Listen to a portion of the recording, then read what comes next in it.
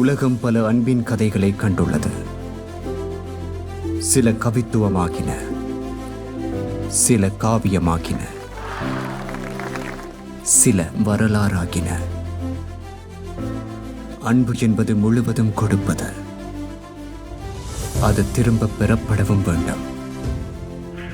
ஆனால் ஒரு அன்பு முற்றிலுமாக தன்னை அர்ப்பணித்தது.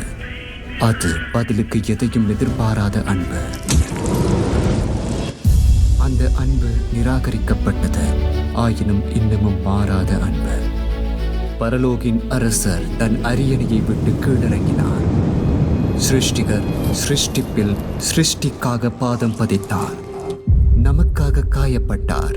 நம் பாவங்களை சுமந்தார். அவர் இதை செய்யாமல் இருந்திருக்கலாம். ஆனால் அவர் நம்மேல் வைத்த அன்பு இதனை செய்வித்தது. இதுவே உலகின் புகழ் வாய்ந்த அன்பின் கதை. இந்த அன்பு மரணத்தை வென்றது. இந்த அன்பு இன்றும் உங்களுக்காக இயங்குகிறது.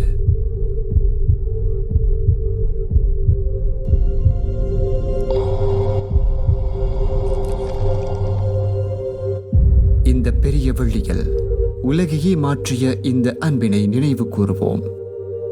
நீங்கள் இவ்வன்பின் அனுபவத்தை பெற்றதுண்டா?